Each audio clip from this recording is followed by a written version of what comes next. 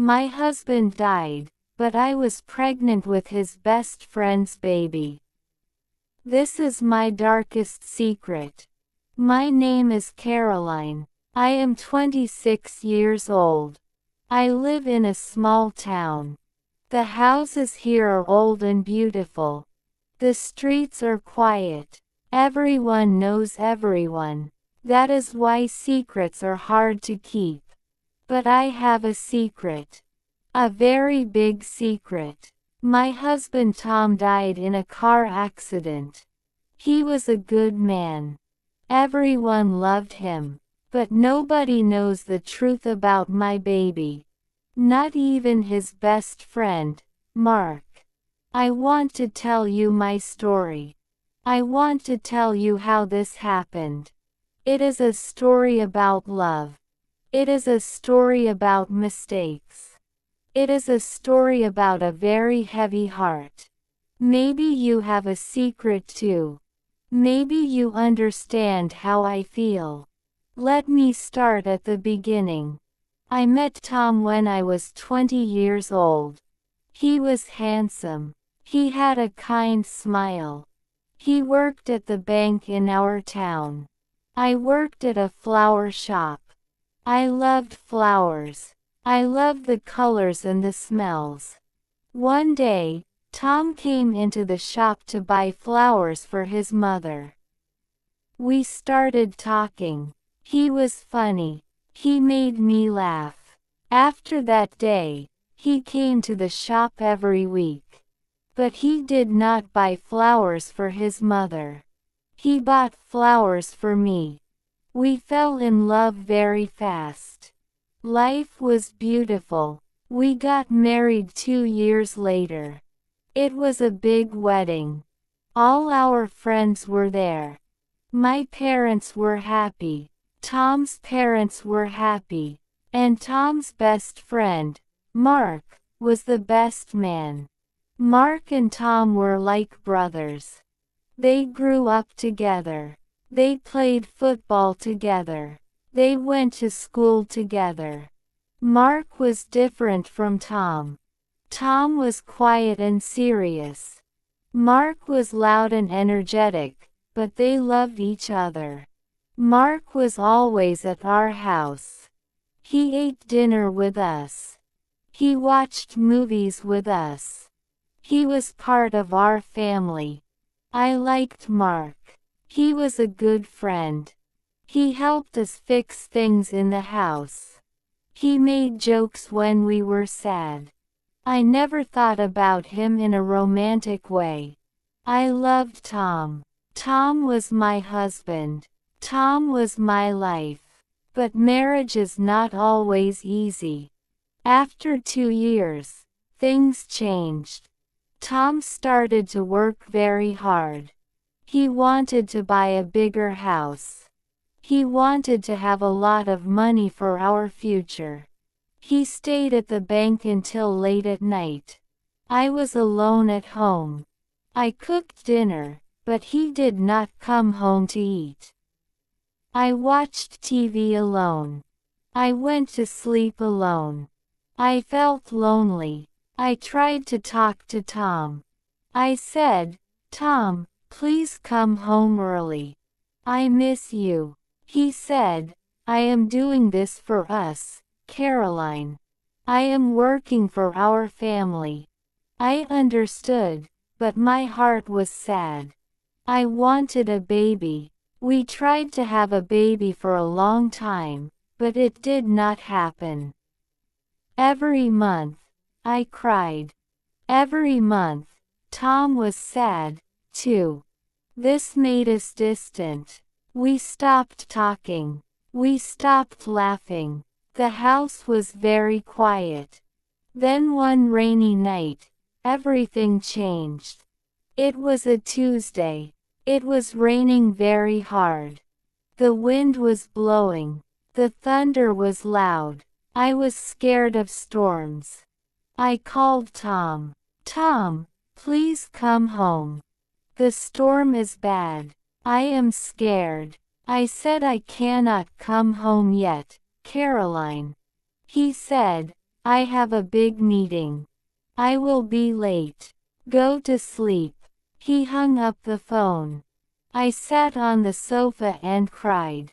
I felt very small. I felt very alone. I wanted someone to hold me. Then the doorbell rang.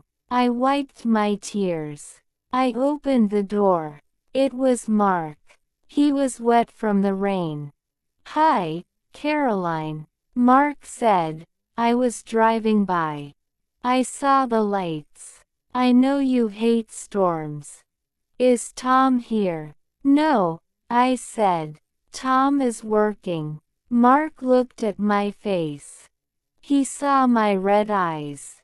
He saw that I was crying. "Are you okay?" he asked. His voice was soft. "No," I said. "I am not okay." Mark came inside. He took off his wet coat. We went to the kitchen. I made tea. My hands were shaking. Mark saw my hands. He took the cup from me. "Sit down, Caroline," he said. We sat at the small kitchen table. We drank the hot tea. The rain hit the window. It was loud, but inside it was warm. Mark listened to me. I told him everything. I told him about Tom. I told him about the work. I told him about the baby we could not have. I told him how lonely I was. "I feel like I am invisible," I said. "I feel like Tom does not see me." Mark reached across the table. He held my hand. His hand was warm and strong. "You are not invisible, Caroline," Mark said. "You are beautiful. You are amazing. Tom is a fool if he does not see that." I looked into Mark's eyes. They were blue and kind. He looked at me with so much care. In that moment, I did not see my husband's best friend. I saw a man who listened to me. I saw a man who cared. I do not know how it happened exactly. We were sad. We were lonely. The storm was loud outside. We moved closer. He hugged me to comfort me. Then he kissed me. I should have stopped him. I should have pushed him away. I was married. I loved Tom, but I was weak. I was so hungry for love. I kissed him back.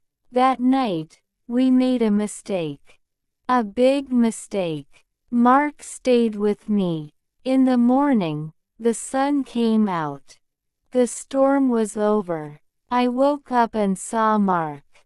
The guilt hit me like a heavy stone. My heart stopped. What did we do? Mark woke up too. He looked at me. He looked scared. "Oh no," he said. "Caroline, I am so sorry. I should not have done this.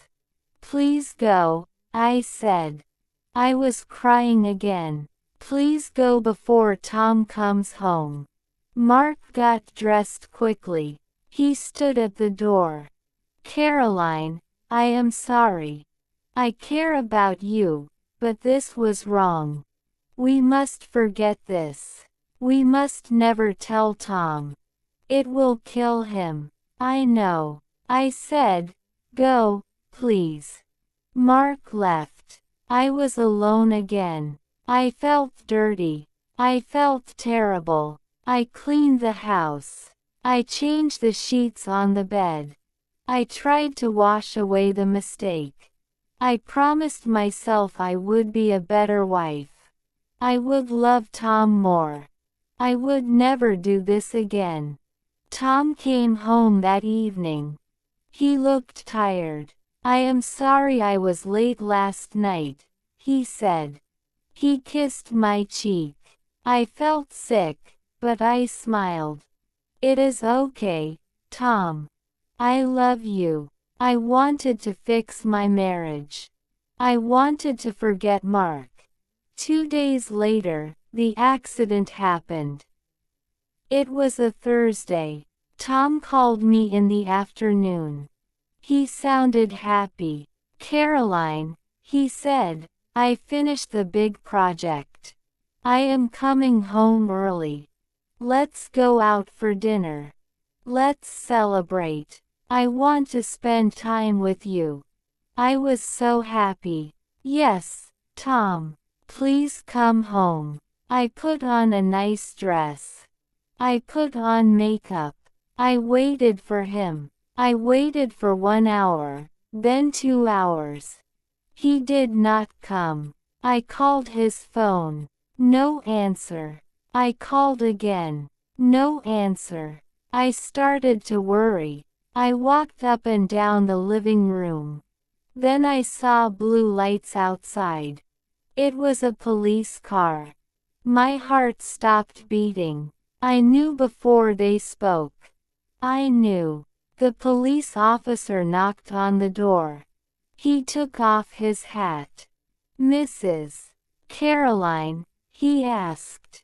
"Yes," I whispered. "I am very sorry," he said. "There was an accident. A truck hit your husband's car. He died instantly." The world went black. I fell to the floor. I screamed. I cannot describe the pain. It felt like someone took my heart out of my chest. Tom was gone. My husband was gone. The man I loved was dead. The next few days were a blur. I remember people in my house. My mother was there. Tom's mother was there. Everyone was crying. They brought food. They hugged me. But I felt nothing. I was empty. Mark was there, too. He looked terrible. His eyes were red. He lost his best friend. He looked at me with sadness and guilt. We did not speak about our night together. We only spoke about Tom. "He was the best man I knew," Mark said at the funeral. He cried while he spoke. "He was my brother." I stood by the grave. It was raining again. I looked at the coffin.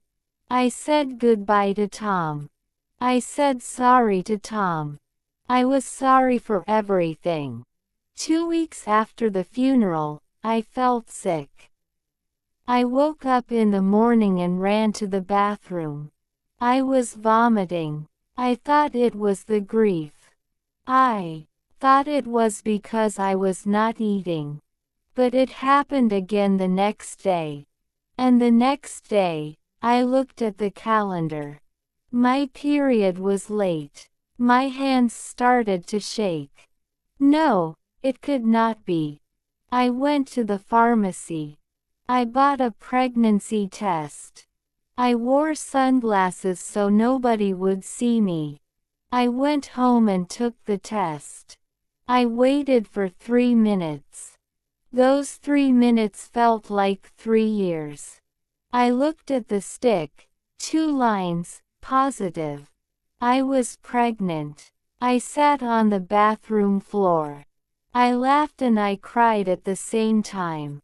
A baby. I always wanted a baby.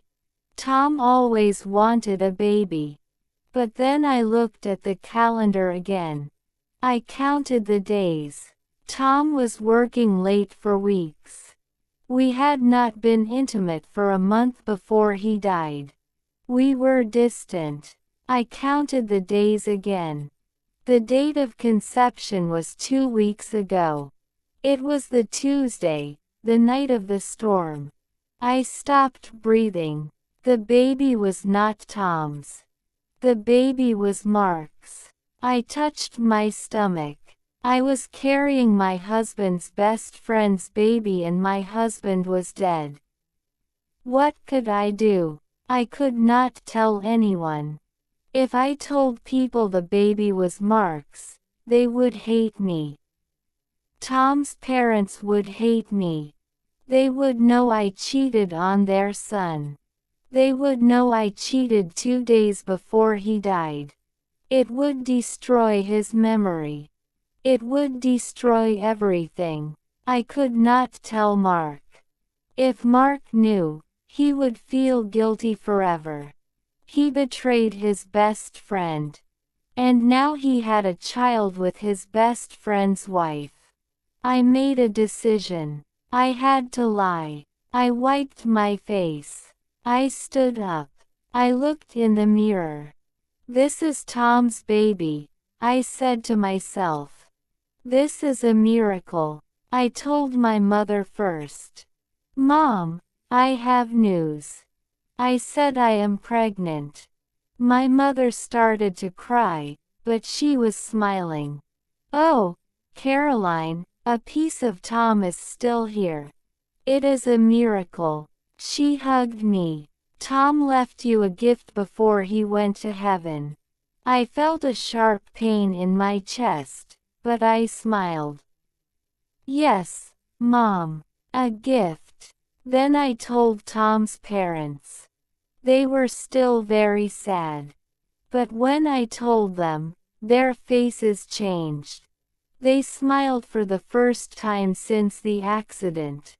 A grandchild, Tom's mother, whispered. She touched my hand. Thank you, Caroline. Thank you. They were so happy. They thought their son lived on in this baby. How could I tell them the truth? I couldn't. Then Mark came to visit. He came to check on me. He brought groceries. Hi, Caroline, he said.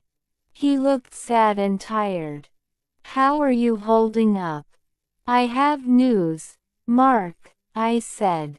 My voice was steady. I had to be strong. I am pregnant. Mark stopped moving. His face went white. He dropped the bag of groceries. Pregnant? He asked. But how? It happened before the accident. I lied. It is Tom's baby. Mark stared at me. He was doing the math in his head. He was counting the days, too. I looked him in the eyes. I did not blink. It is Tom's baby, I repeated firmly. Mark let out a long breath. His shoulders relaxed. He believed me. He wanted to believe me. He did not want to believe it was his. That would be too hard. Wow, Mark said. Tears filled his eyes. Tom is going to be a father. That is amazing, Caroline. He hugged me. I will help you, he said. Tom is not here, so I will help you. I promise. The next 10 months were very hard. My belly grew. I felt the baby kick. Every time the baby moved, I thought of Mark. Mark kept his promise. He was at my house every weekend. He fixed the roof. He painted the baby's room. We painted it yellow. He put together the crib.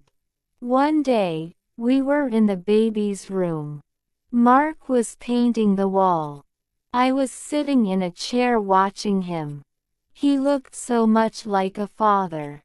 But he thought he was an uncle. I wish Tom could see this, Mark said. He put down the brush. He wanted this so much. I know, I said softly. I miss him every day, Mark said. I feel guilty, Caroline. My heart beat fast. Why? Because I am here and he is not. Mark said, I am alive. I am helping you with his baby. It feels unfair. He did not know the real guilt. He did not know the real secret. I wanted to scream. I wanted to say, it is your baby, Mark. But I bit my lip. I stayed silent. I went to the doctor alone. I did not want Mark to come to the appointments. I was afraid the doctor would say something about dates. I was afraid the truth would come out. The doctor said the baby was healthy. It was a boy, a son. I told Mark and my family. It is a boy. Everyone celebrated. A little Tom. They said he will look just like his father. I was terrified. What if the baby looked like Mark? Mark had blue eyes and blonde hair. Tom had brown eyes and dark hair. If the baby had blue eyes, people might wonder. Please, I prayed every night. Please let him look like me or let him look like Tom. Please do not let him look like Mark. The day of the birth came. It was spring. The flowers were blooming. I felt the pain start in the morning. I called my mother. She drove me to the hospital. I was in labor for 12 hours. It was painful. I cried for Tom. I wanted my husband, but he was not there. Mark came to the hospital. He waited in the waiting room with Tom's parents. They paced back and forth. They were nervous. Finally, the baby was born. The nurse cleaned him and wrapped him in a blanket. She gave him to me. I looked at my son. He was small and pink. He had a little nose and little fingers. I looked at his hair. It was very light, almost blonde. My heart sank. I looked at his eyes. They were dark blue. Most babies have blue eyes at first, but these looked like Mark's eyes. I held him close. I loved him immediately. He was my son. It did not matter who the father was. He was mine. My mother came in. Then Tom's parents. Then Mark. They gathered around the bed. Oh, look at him. Tom's mother said she was crying. He is beautiful. He has Tom's nose. Tom's father said, people see what they want to see.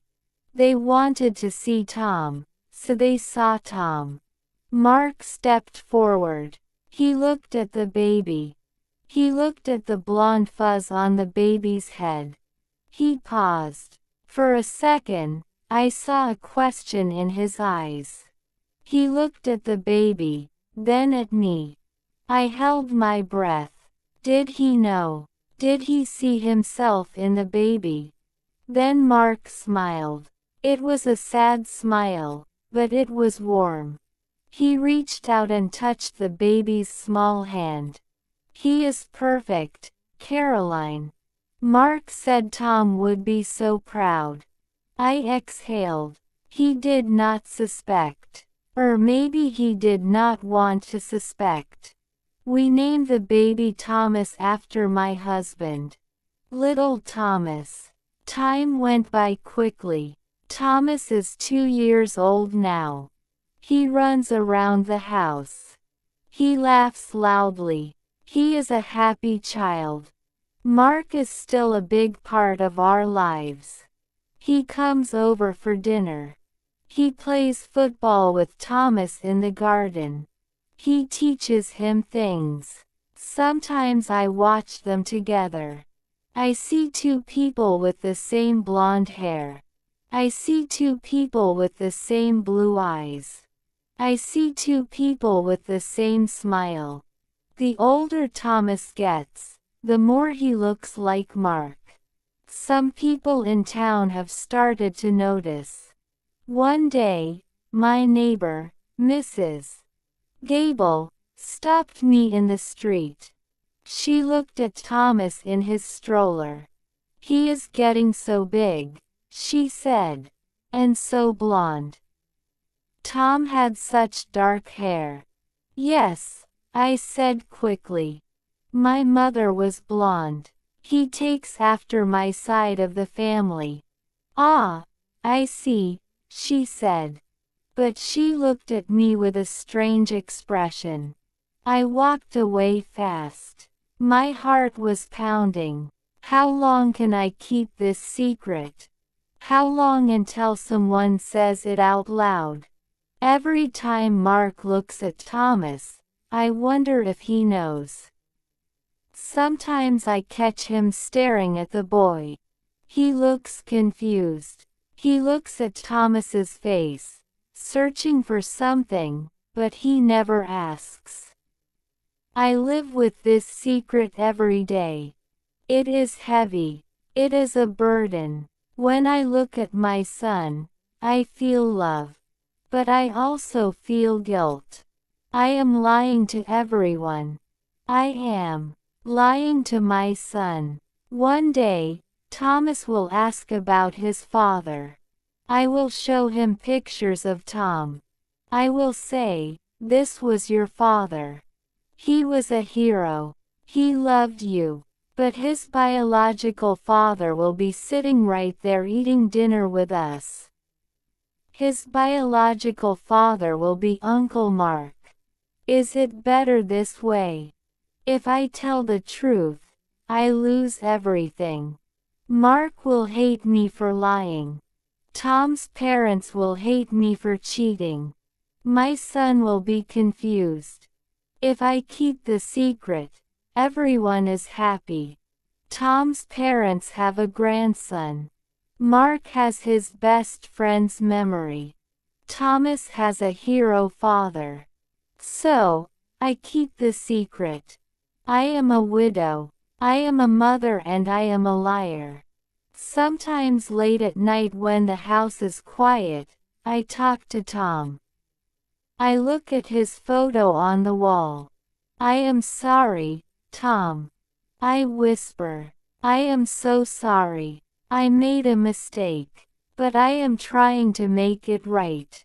I am raising this boy to be a good man, just like you. I hope he can hear me. I hope he forgives me. Life is not simple. It is not black and white. Sometimes good people do bad things. Sometimes love is complicated. I look at my son sleeping in his crib. He is peaceful. He does not know about the storm. He does not know about the secrets. He only knows love. And maybe that is enough. I will protect him. I will protect Mark. I will protect Tom's memory. I am Caroline and this is my story. It is a heavy story, but it is mine. I learned that life goes on. Even after death, life goes on. New life comes. If you are carrying a heavy secret, I want to tell you, you are strong. You can survive. We do what we must do for the people we love. It is okay to be scared. I am scared every day.